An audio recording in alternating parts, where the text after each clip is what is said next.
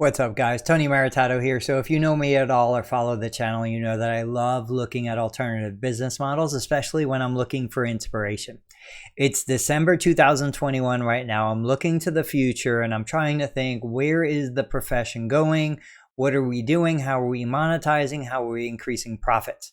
So look at professional sports. I just shared a post on my personal Facebook feed that talks about the biggest 25 contracts ever paid to professional athletes.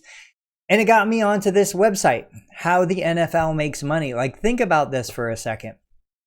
Logically, if you knew nothing about business and you knew nothing about sports, you would basically think the NFL makes its money by selling tickets. You sell tickets to patrons who want to come watch football. That is similar to physical therapists thinking that they make money selling physical therapy. It's wrong. Yes, you make some money selling physical therapy, but certainly not the majority of the money. So let's take a look at this article. I think they do a great job here talking about some information.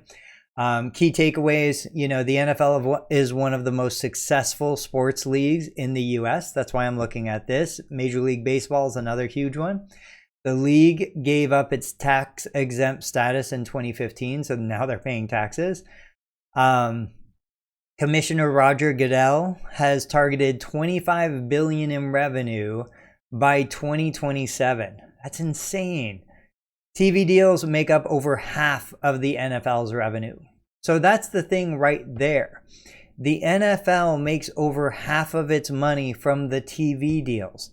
Now, you and I are sitting at home today, Sunday night, watching NFL football completely for free. Well, not exactly, because we're giving up our attention.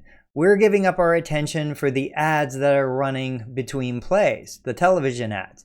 Now, if you're watching on delay and you're fast forwarding through the ads, awesome. But with professional sports, as opposed to a sitcom or a show for entertainment, we tend to watch this live. And if we're watching it live, we can't fast forward through the ads. If we try to record it and watch it later, our brother-in-law already ruined the score, letting us know what the score is. So it is one of those unique events on TV that actually still gets people to watch commercials. Now, I will say you're probably going to the bathroom, you're probably grabbing some snacks or doing something else during the commercial. But point being, the NFL understands we're going to put on this spectacle that is going to attract attention, and we're going to sell that attention, monetize that attention to vendors who are willing to buy ads on our networks, our TV deals. Think of how you can apply that to your physical therapy practice, occupational therapy, speech language pathology. So looking at this, massive brand deals, that is by far the largest way the NFL brings in money. Merchandise and licensing. This is when the NFL sells the right to a manufacturer to use the NFL logos and brands and all of that. But down here it says it only accounts for about 10% of the total revenue the NFL generates. Ticket sales. So this was an interesting stat. The average price for an NFL ticket cost about $30 in 2000 and increased to about $151 in 2020. Imagine that kind of inflation going on in your practice. But again, it represents right here it says an NFL team earned about $7 million on average from ticket sales from a single stadium event. About 55% of revenue is used to pay the athletes, the musicians, 10% goes to the stadium, 5% to the team's coaching staff, 5% to taxes, leaving 8% profit. So ticket sales really aren't all that profitable. Corporate sponsors, that's going to comprise a little bit of money there, but without a doubt, TV deals are the biggest source of revenue. And then we look at plans for the future for the NFL. It's TV growth, streaming, and gambling.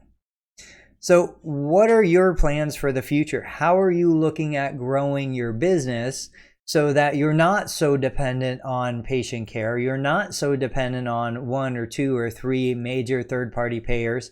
You're not so dependent on one or two or three referral sources.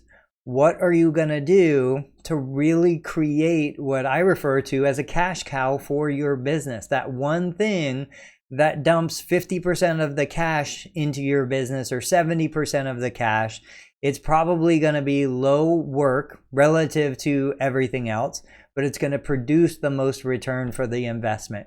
I would love to hear your ideas. In another video, I'll talk about the Costco business model as it applies to physical therapy and where I think we can utilize some of these principles from established successful businesses to help improve the quality of our own businesses. Guys, I'll catch you on the next video.